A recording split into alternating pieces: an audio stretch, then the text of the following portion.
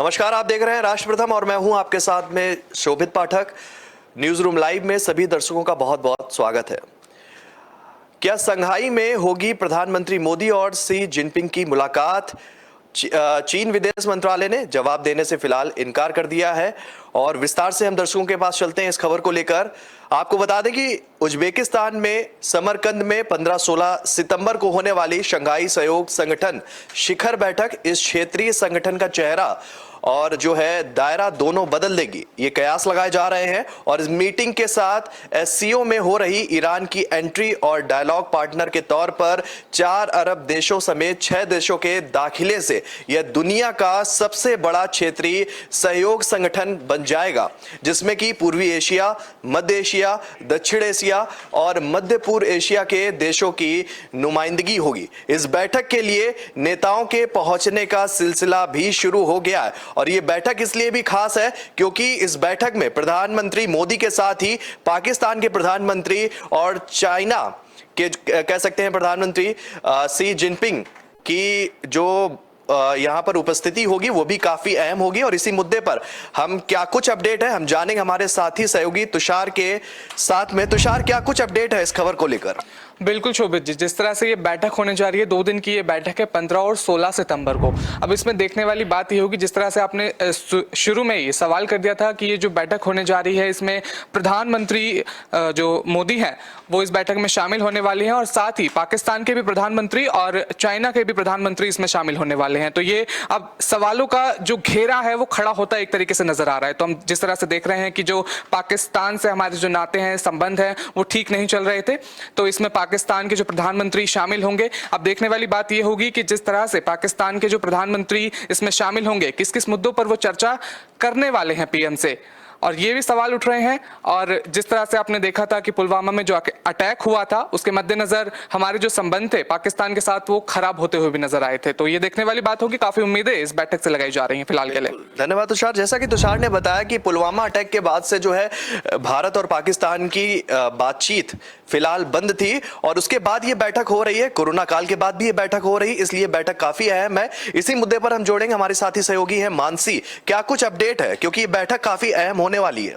जी हाँ, बिल्कुल शोभित जी, आपने सही कहा कि ये बैठक इस बार बहुत ज्यादा अहम है, क्योंकि आप जैसे कि अब मैं बता दूं आपको कि अभी जो चाइना और हमारे भारत के साथ में जो रिश्ते थे वो काफी ज्यादा खराब चल रहे थे, क्योंकि पिछले साल वहां पे जो चाइना है उन लोगों ने हमारे भारतीय सैनिकों को मारा था। इसके बाद से भारत और चाइना के बीच में काफी तनातनी चल रही थी और अब जब आज शाम को नरेंद्र मोदी जी पहुंच जाएंगे, प्रधानमंत्री नरेंद्र मोदी जी वहां पहुंच जाएंगे, तो इसके बाद देखना ये होगा कि इस मुलाकात में वो जो चाइना के राष्ट्रपति उनसे मुलाकात करते हैं और उनकी मुलाकात पर क्या चर्चा होती, तो ये अब देखने वाली बात होगी, क्योंकि ये बहुत टाइम से बात नहीं हो रही थी।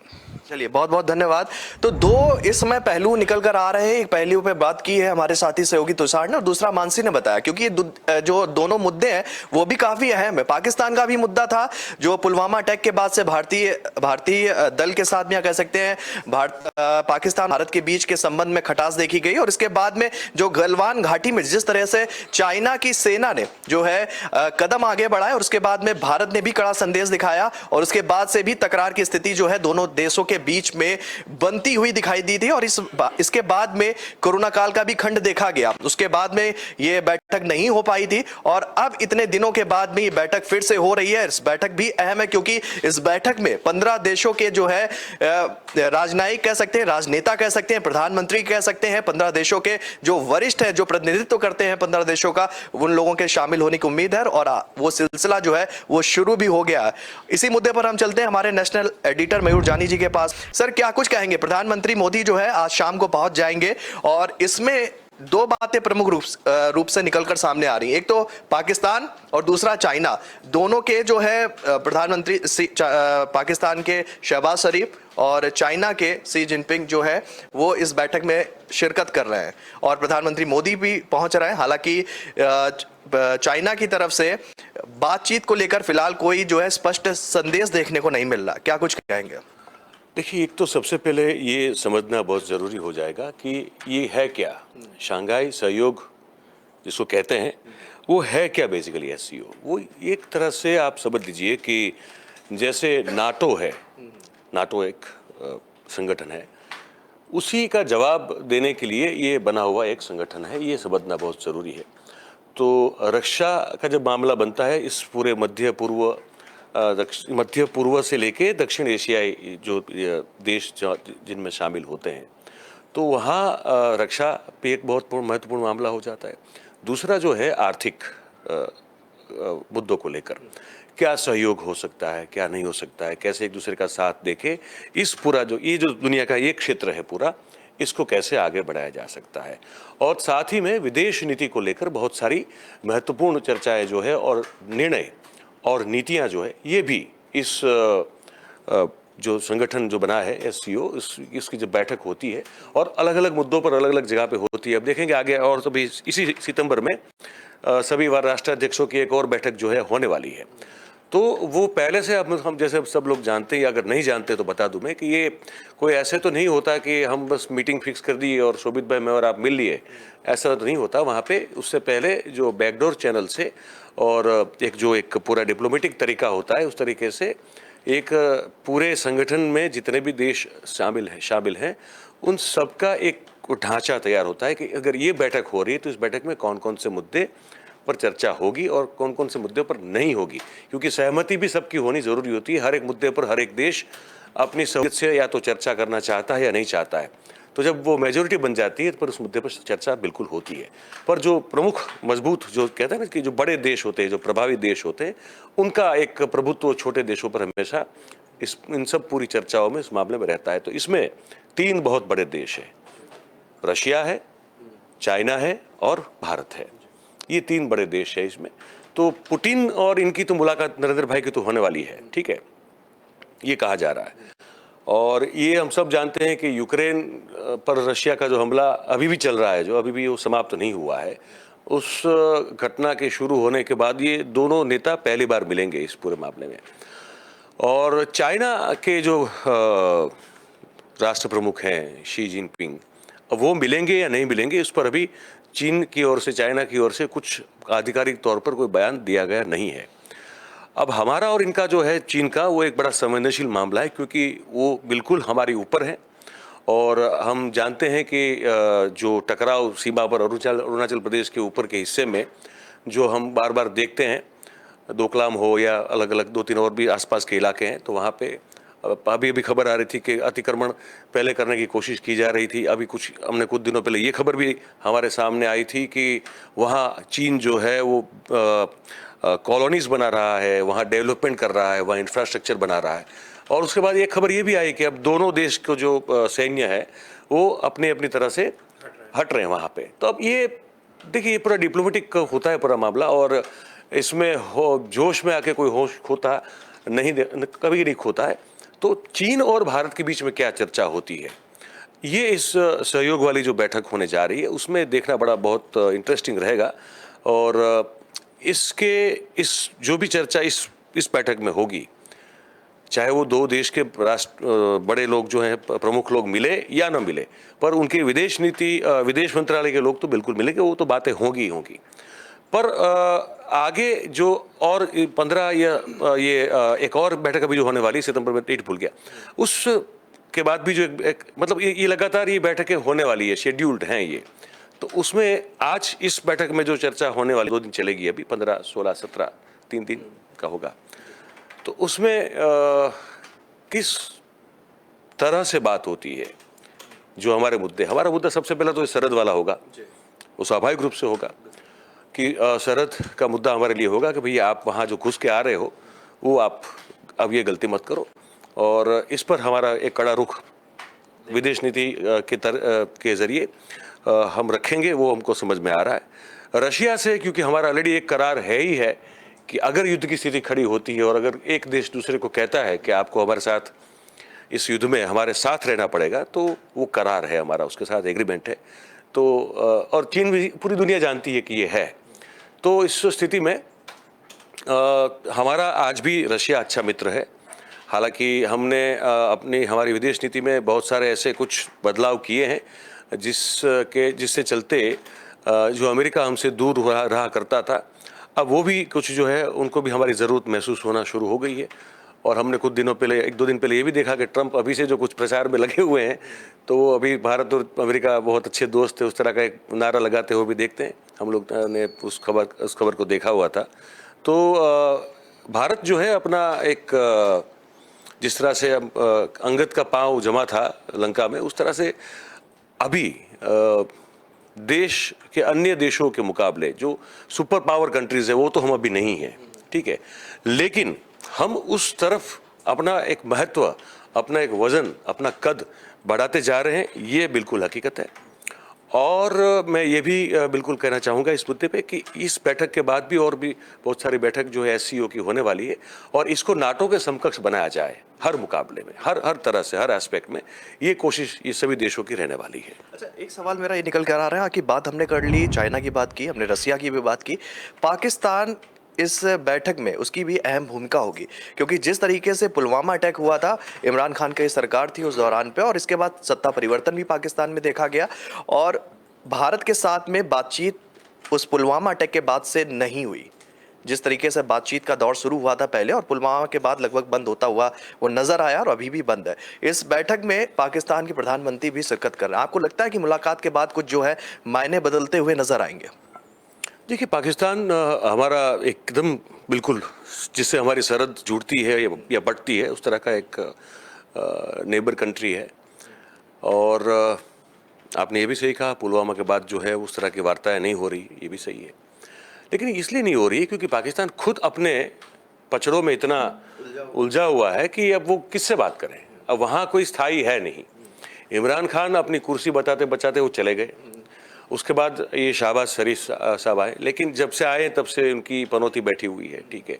अब जिस तरह से बारिश में ये जो बांध टूटे और जो हजारों लोग मर गए वहाँ पे, और जो कुदरती आपदा जो वहाँ पे आई है, उसके बाद तो पाकिस्तान की स्थिति है कि वो कटोरा लेके खड़ा हुआ है और सबसे जो है वो कह रहा है कि भाई इसमें कुछ डालो, ताकि हम लोग जो हैं वो कुछ फिर से, क्योंकि उनको तो अभी अपने आप को खड़ा कैसे रखना, ये एक सवाल है। अब वो जब अपने अंदरूनी जो मसले हैं, जो अभी तो कुदरती आपदा से जुड़े हुए, लेकिन साथ ही में इमरान खान भी कुछ चुप तो बैठे नहीं है, वो भी तो अपना वहाँ पे रिवाइवल का कोशिश कर रहे हैं। वहाँ ये भी सुनने में आ रहा है कि हो सकता है कभी भी इमरान खान की गिरफ्तारी हो जाए। तो ये सब चीज़ें वहाँ पे बहुत, अभी Pakistan is a highly divided country now, though they are all Muslims, it's an Islamic country, लेकिन फिर भी वो अंदर से इतना डिवाइडेड है अभी। और बलूचिस्तान का अपना खुद का मामला बहुत तूल पकड़ता जा रहा है अभी वहाँ पे, ठीक है। अफगान जो सरहद उनसे लगती है, वो अफगानी उनसे खुश नहीं है, ठीक है। हमने अभी देखा पाकिस्तान अफगानिस्तान की मैच हो रही थी, दोनों दर्शकों के बीच में जो मारामारी और हाथापाई हुई, हम सब ने जो है ऑन कैमरा टीवी पे देखा हुआ है, सोशल मीडिया पे देखा हुआ है। तो पाकिस्तान का इसलिए मैं ज़्यादा रिलेवेंस अभी ना हम इसको दे रहे हैं इतना, क्योंकि वो खुद उस स्थिति में पहुंच चुका है, उस कगार पे आके खड़ा है, जहाँ पे उसको अपने आप का, अपना खुद का जो अस्तित्व है, उसे कैसे बचाया जाए, कैसे अपने पैरों पे खड़ा रहा जाए। हालांकि वो तो अमेरिका के ही समर्थन से, सपोर्ट से हमेशा खड़ा रहा है, लेकिन अभी वहाँ भी, क्योंकि अमेरिका भी जो है खुद बहुत अंदर से टूट रहा है, वहाँ भी एक जो ट्रंप का डिवाइसिव पॉलिटिक्स है, उसने बहुत हालत वहाँ पे ख़राब कर दी है। और हमने देखा कि किस तरह से अमेरिका पहली बार जो है वो पूरे जगत का जमादार हुआ करता था, वो इस बार यूक्रेन वाले मामले में कुछ नहीं किया उसने, सिर्फ उसने वेपन भेजे हैं और कुछ नहीं किया उसने। तो वो भी अपनी सीमाएं और मर्यादाएं जो उसको अभी अब उसको मानना उसने शुरू किया है। चीन अनडाउटेडली बहुत ताकतवर है, और चीन को एक मैसेज देने के लिए अमेरिका ने वो जो उनकी सेनेट की जो सबसे प्रमुख व्यक्ति थी, महिला, उनको वहाँ पे भेजा था। It was a symbolic gesture कि भाई हम अभी भी हम दादा हैं, it was just a gesture. तो इस स्थिति में अब, क्योंकि ये तो ये हमारे मध्य पूर्व एशियाई देशों का संगठन है पूरा, तो यहाँ पे पाकिस्तान खुद अपना एक वजूद जो है वो अभी तलाश रहा है, ढूंढ रहा है। तो मुझे लगता है कि हमारे लिए वो इतना मैटर करता है कि हम उस पर इतना फोकस करें। फोकस तो देखिए हमेशा रहना चाहिए हर चीज़ पर, लेकिन जब प्रायोरिटी वाला मामला आता है तो हमको पता है कि वो खुद टूटा हुआ है और टूट सकता है। आने वाले समय में संभावना बहुत सारे जो अंतर्राष्ट्रीय नीति और राजनीति और सोशियो पॉलिटिक्स के जानकार लोग हैं, वो ये कहते हैं कि कोई अचरज नहीं होगा अगर पाकिस्तान आने वाले समय में अपने आप में ही बट जाए, टूट जाए। सिंध अलग हो जाए, बलूचिस्तान अलग हो जाएगा, पंजाब जो है उनका जो हाँ वो अलग हो जाएगा, ये सब संभावनाएं अभी दिखाई देती है लोगों को। तो हो सकता है कि शायद कूटनीति के तहत कहीं भारत जो है वो उसमें कहीं कुछ रोल प्ले करे, ये हो सकता है, ये भी हो सकता है।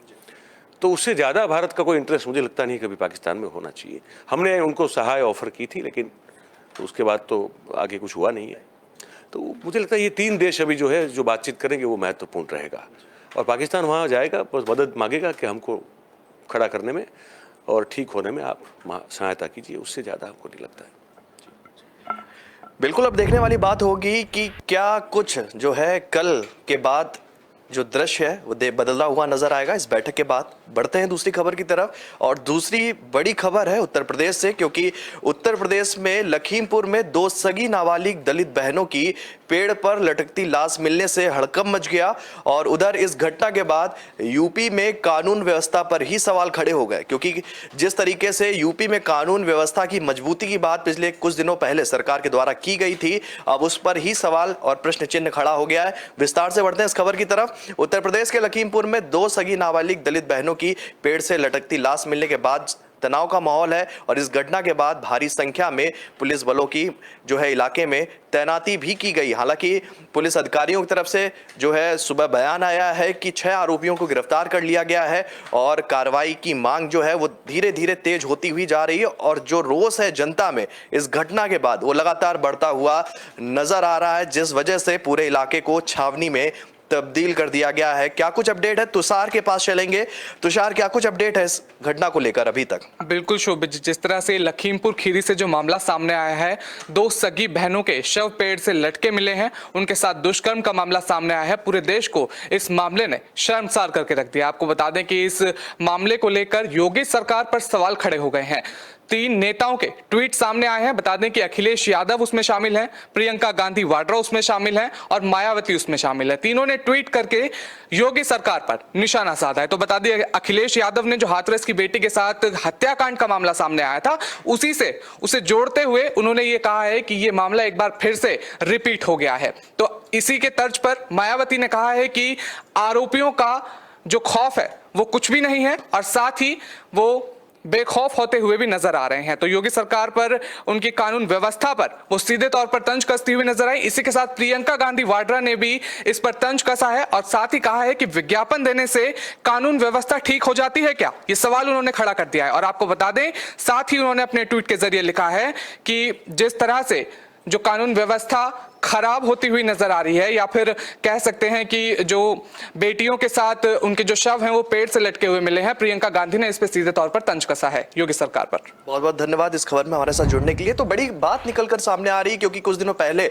लखीमपुरी में ही हमने किसानों के साथ में जो है बहुत बड़ा जो वहां पर आपराधिक मामला सामने आया था, किसानों की हत्या हुई थी, और उसमें खुद जो है बीजेपी के मंत्री के बेटे के ऊपर आरोप लगा था, उसका केस भी चल रहा है, और उसमें फिलहाल वो जेल में भी बंद है। तो इस तरीके से लखीमपुर फिर एक बार फिर इस घटना के जरिए जो लगातार है फिर जलता हुआ नजर आ रहा है, और उसको कम करने के लिए पूरी तरीके से उत्तर प्रदेश प्रशासन वहां पर जो हालात पर पूरी तरीके से नजर बनाए हुए। इसी खबर पर हम जुड़ते हैं, हमारे साथी वरिष्ठ जो हैं सहयोगी हैं जय शर्मा जी। क्या कुछ अपडेट है सर जय शर्मा जी? क्योंकि जिस तरीके से मायावती का ट्वीट सामने आ गया, अखिलेश यादव ने भी पलटवार किया, और प्रियंका गांधी भी जो है इस घटना में उनका भी ट्वीट, और कह सकते हैं आक्रामक हमला जो है भारतीय जनता पार्टी के ऊपर वो करती हुई दिख रही है। क्या कुछ कहना चाहेंगे?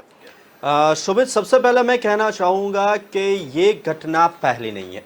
ये ट्वीट वॉर और ये पुलिस और साथ साथ में योगी सरकार के ऊपर निशाना साधना, ये सब चीज़ें हम पहली बार नहीं देख रहे। सबसे पहले ये चीज़ बताना चाहूँगा, जैसे ही तुषार ने भी कहा कि ये इससे पहले हाथरस के मामले भी आपने देखे, उससे पहले भी 3 मामले, और मैं इस बार बात करना चाहूँगा यही रिगार्डिंग्स है, क्योंकि जब जब ऐसी घटनाएं घटती है तब सब उभर के सामने आते हैं, ट्विटर वॉर चलती है, प्रत्यारोप आरोप होते हैं, पर ये सब हो क्यों रहा है? देखो, ये पूरी घटना की अगर हम बात करें तो ये निधासन इलाके की घटना है। ये बुधवार को हुई थी, जिसमें 2 बहनों, यानी एक 17 वर्ष की उम्र की है और एक 15 वर्ष की उम्र है, और निधासन कोतवाली क्षेत्र के तामोलिनपुरवा गांव में ये जो 2 लड़कियां हैं वो दलित लड़कियों के शव पेड़ पे लटके मिले। यहां से शुरू हुई कहानी, क्योंकि जब भी ऐसी कोई घटना बनती है, सबसे पहले शोभित बता दूं कि जब ऐसी घटना बनती है तब वार पलटवार, पॉलिटिक्स,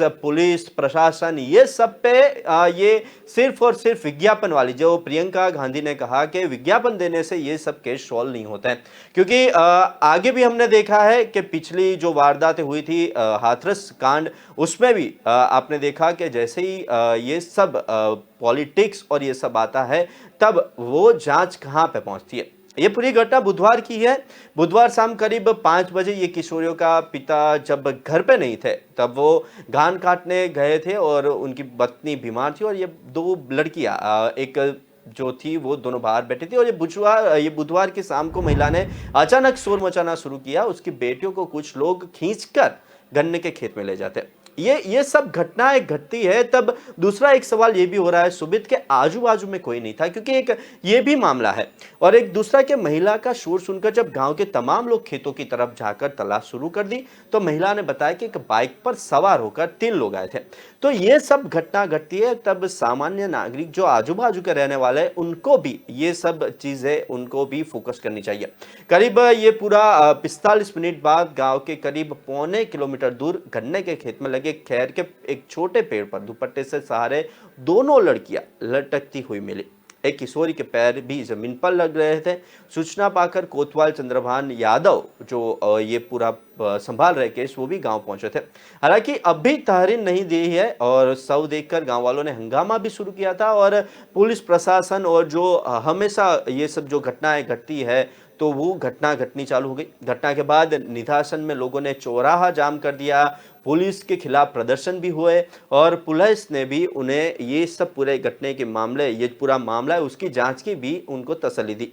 पर ये तसल्ली के साथ साथ अभी देखा जाए तो आगे के जो केस है उसमें भी जब तसल्लियां दी गई है तो वो केस कहाँ पे पहुंचे।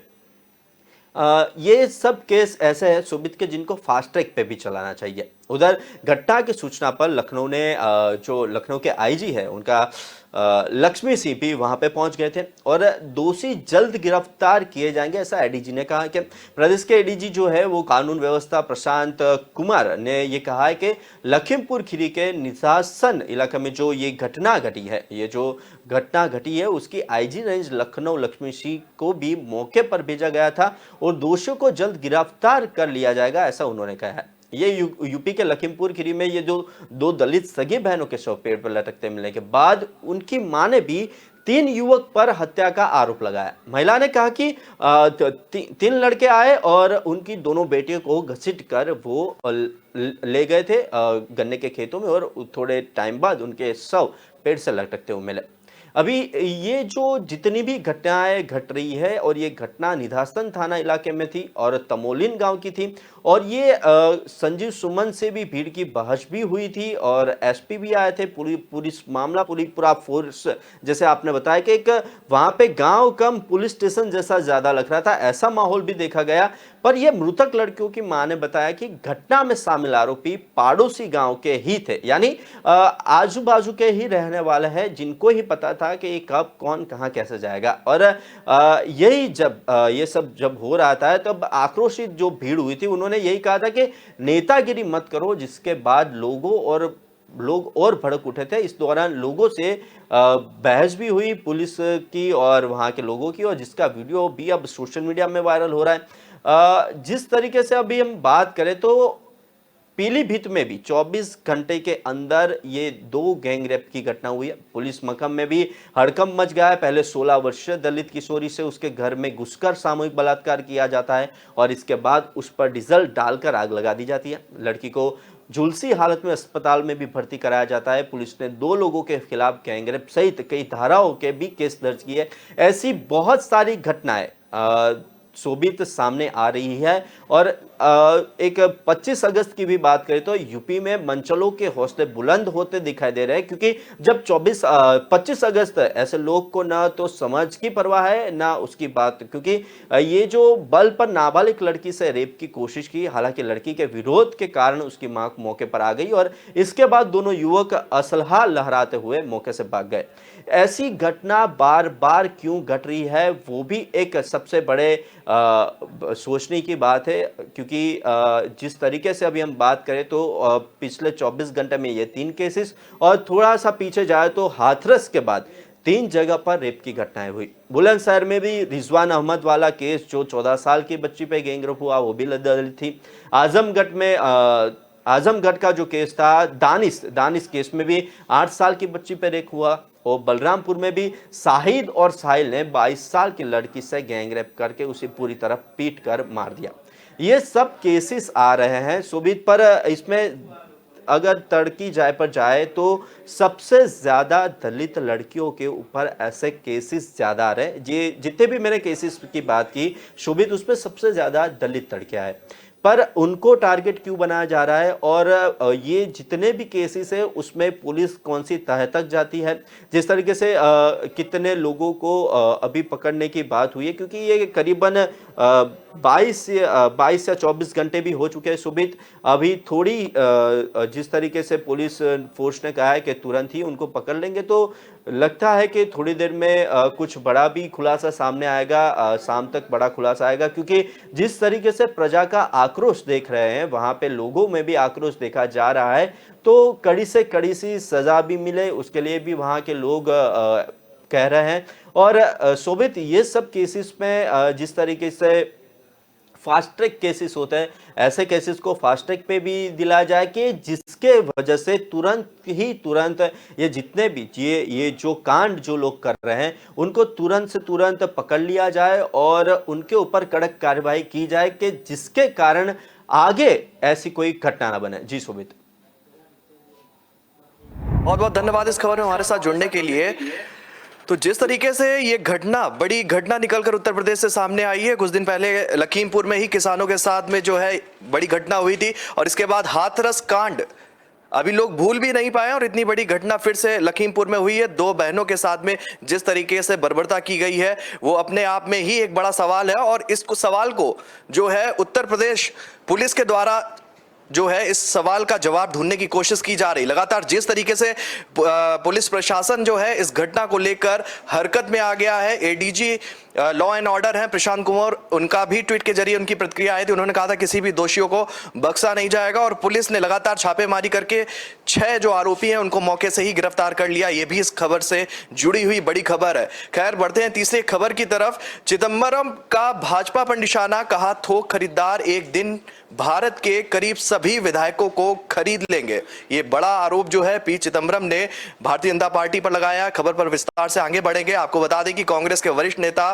पी चिदंबरम ने भारतीय जनता पार्टी पर निशाना साधते हुए गंभीर आरोप लगाए। गोवा में कांग्रेस के 8 विधायकों के भाजपा में शामिल होने को लेकर सत्ताधारी दल पर निशाना साधते हुए पी चिदंबरम ने कहा कि 2014 के बाद से भारतीय बाजार में एक थोक खरीदार है और वो हर दिन जो है विधायकों को खरीदने की कोशिश कर रहा है। तो ये बड़ा आरोप देखा जा रहा है पी चिदंबरम के द्वारा और इसी खबर पर हम प्रतिक्रिया लेंगे। हमारी साथी सहयोगी है मानसी, क्या कुछ अपडेट है और किस तरीके से जो ये आरोप लगाया गया है इसके क्या मायने निकल रहे हैं? जी, आपको बता दूं शोभित जी कि अभी हाल ही में गोवा के जो 8 विधायक है कांग्रेस से, उन्होंने बीजेपी ज्वाइन की है।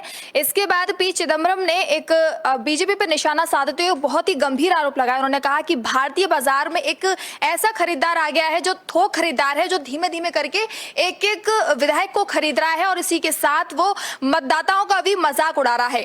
और इसके साथ ही उन्होंने उनकी तारीफ भी की। जो 3 विधायक है जो बीजेपी में शामिल हुए वो 8 विधायकों के साथ नहीं गए, तो उनकी उन्होंने तारीफ भी की। आपको बता दूं कि इससे पहले केजरीवाल ने भी आरोप लगाया था कि उनके विधायकों को खरीदने के लिए भाजपा 20 करोड़ रुपए का लालच दे रही है और उनको खरीदने की कोशिश कर रही है। और ये आप देख ही सकते हैं, अब कांग्रेस ने भी यही आरोप लगाया है।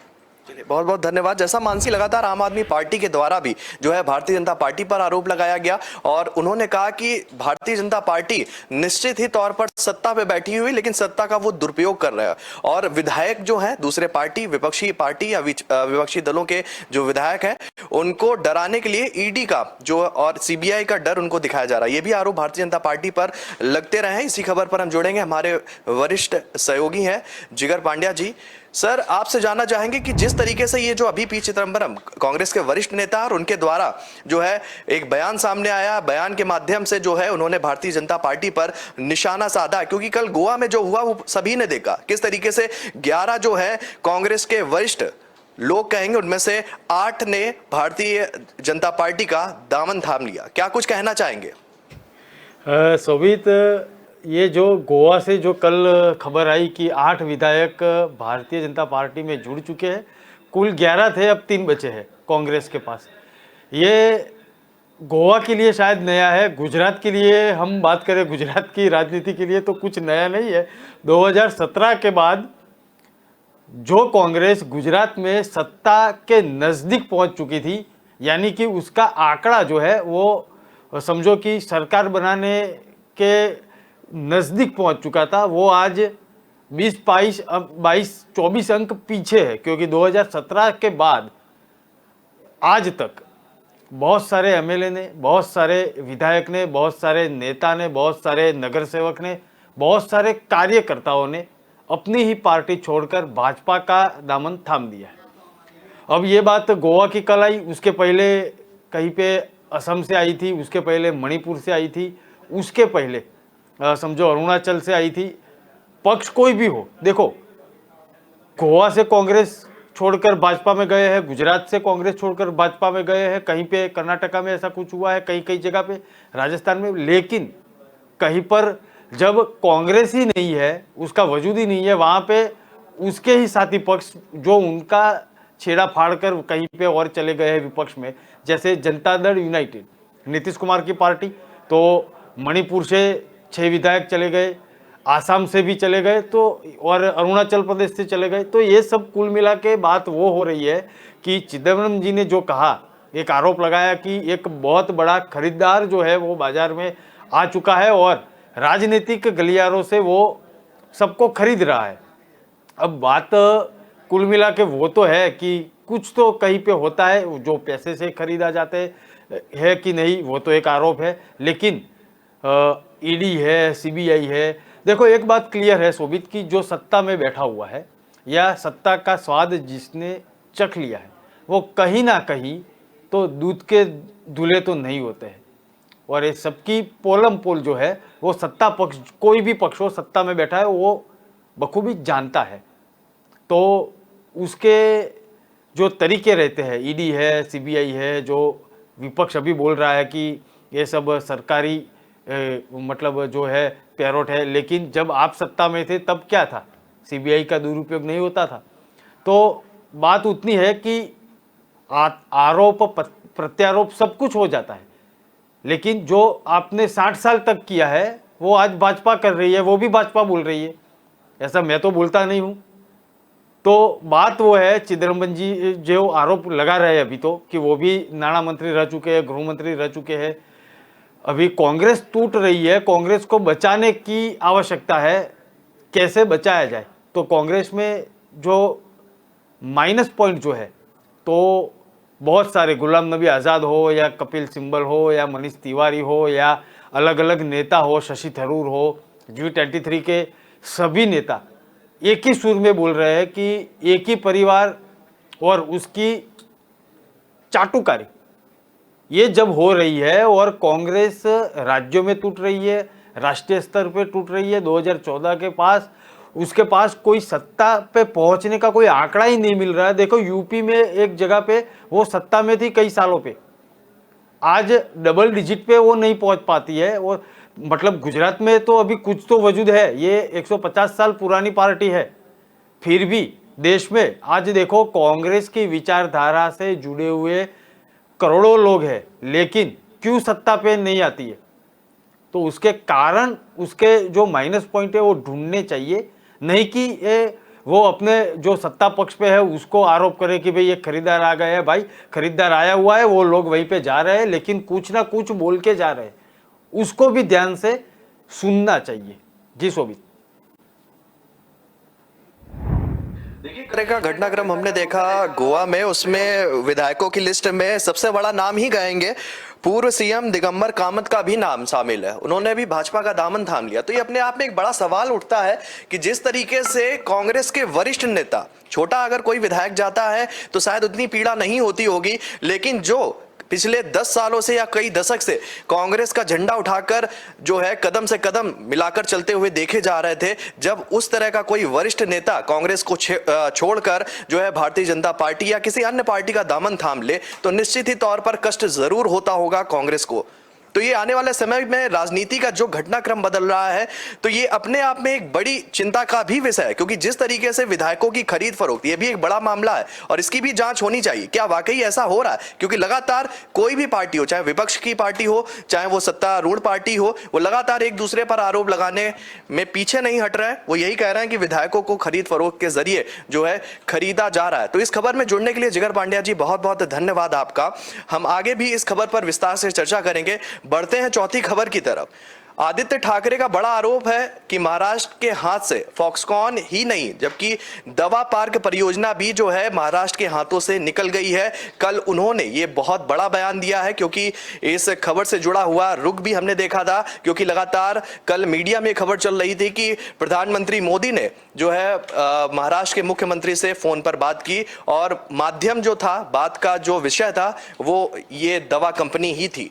तो इस खबर पर विस्तार से आगे चलते हैं और दर्शकों को बताना चाहेंगे कि महाराष्ट्र में वेदांता और इलेक्ट्रॉनिक्स मैन्युफैक्चरर फॉक्सकॉन द्वारा गुजरात में सेमीकंडक्टर और डिस्प्ले एफएबी विनिर्माण इकाई लगाने पर अब राजनीति तेज हो गई है। आदित्य ठाकरे ने सरकार पर बड़ा आरोप लगाते हुए कहा है कि महाराष्ट्र के हाथ से वेदांत फॉक्सकॉन परियोजना ही नहीं बल्कि ड्रग पार्क परियोजना भी चली गई है, जिससे रोजगार जो है युवाओं के हाथ से निकल गया है और लगातार जो वर्तमान सरकार है वो युवाओं के साथ धोखा का काम कर रही है। ये बड़ा आरोप है आदित्य ठाकरे ने लगाया है और इसी मुद्दे पर हम जोड़ेंगे हमारे नेशनल एडिटर मयूर जानी जी को।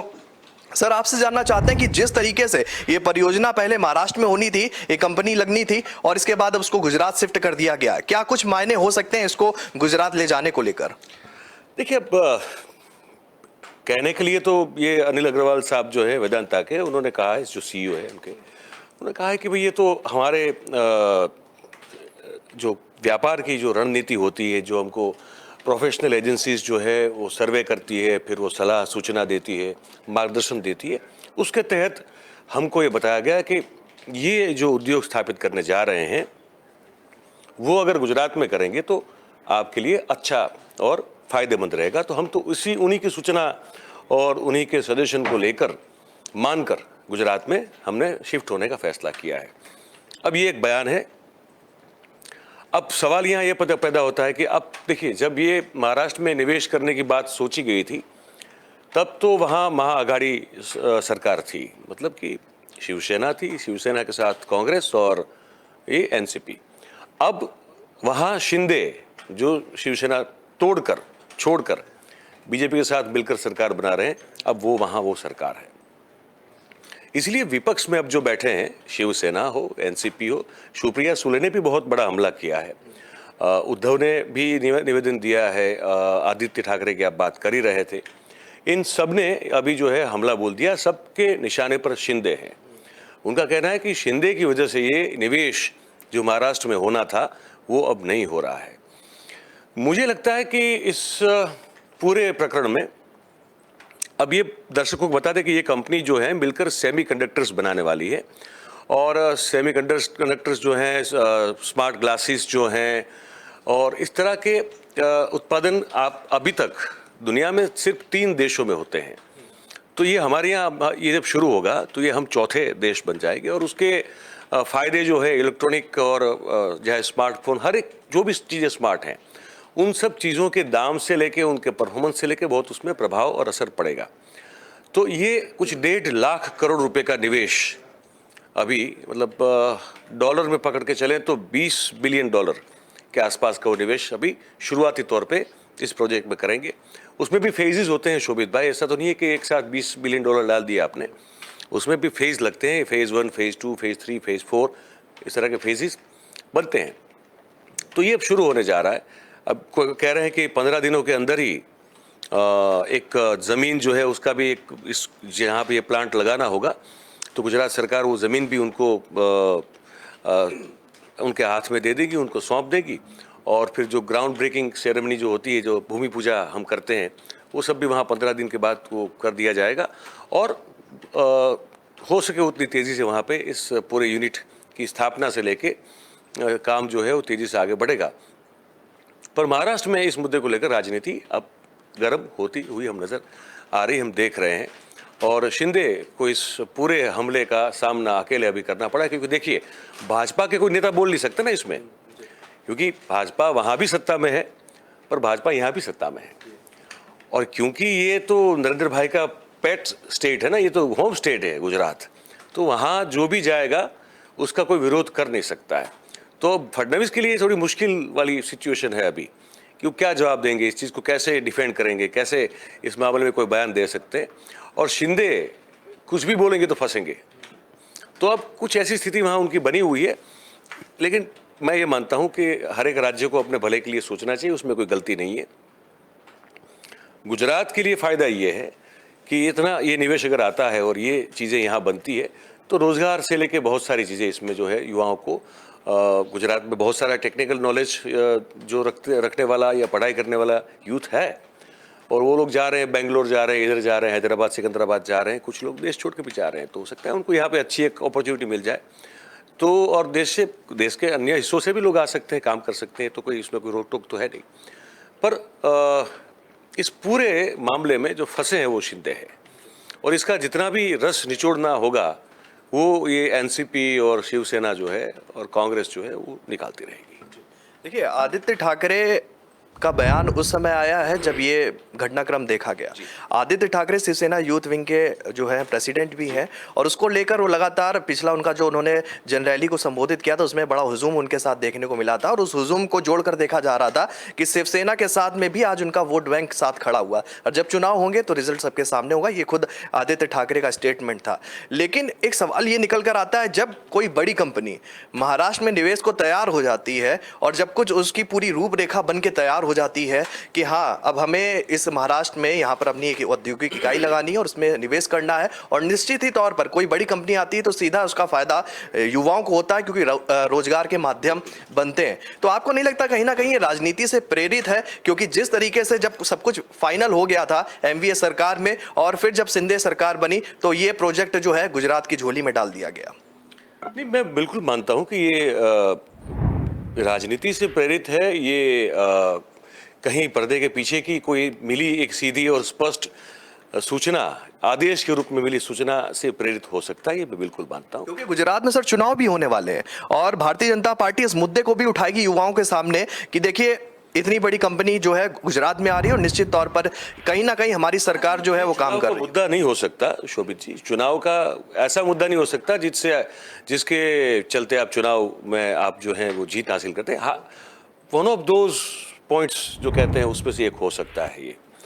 पर मैं कुछ और देख रहा हूँ, मैं बताना चाहूँगा, ये देख रहा हूँ कि गांधीनगर के बिल्कुल बगल में गिफ्ट सिटी जो है उसका एक निर्माण ऑलमोस्ट हो चुका है। थोड़ा बहुत जो इंटीरियर काम है वो चल रहा है, और नरेंद्र भाई जब मुख्यमंत्री हुआ करते थे तब ये प्रोजेक्ट की उन्होंने शुरुआत की थी, और तब उनका ये मानना था, इनकी सोच ये थी, उनका विजन ये था कि जैसे हांगकांग है, या जैसे आप समझ दुबई में फ्री ट्रेड होता है, ठीक है, जैसे मैनहट्टन है, तो दुनिया में जो ऐसे कुछ बड़े प्रसिद्ध प्रमुख ऐसे स्थल इलाके हैं जहां उद्योग व्यवसाय के लिए विशेष रियायतें होती है, विशेष सुविधा होती है, और वहाँ लोगों को आकर्षित किया जाता है कि वहाँ अपना हेडक्वार्टर बना दें।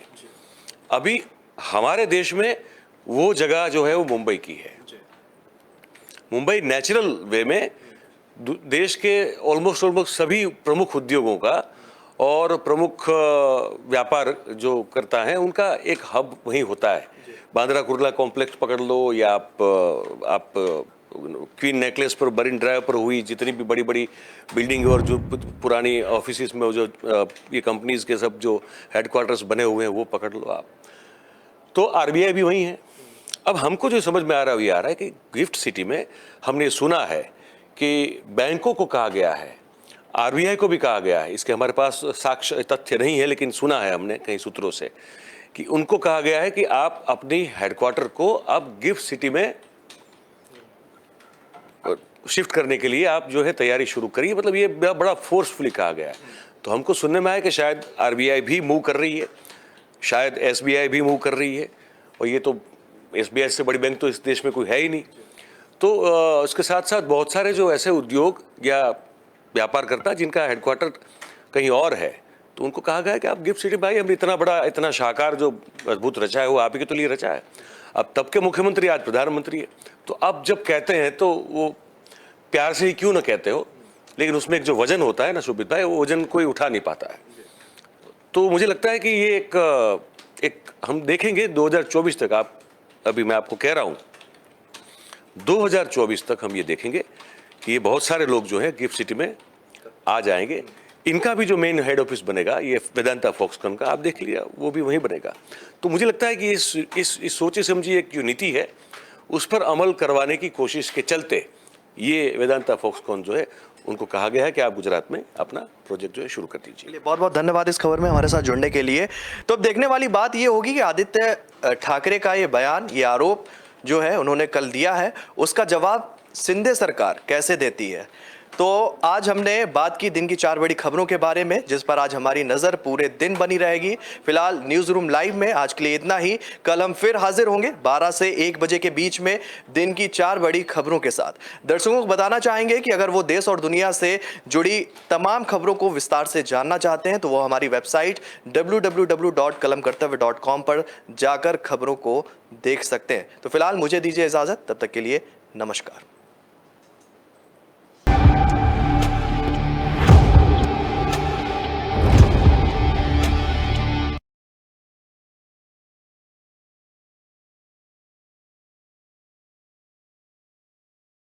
धरती जयकारा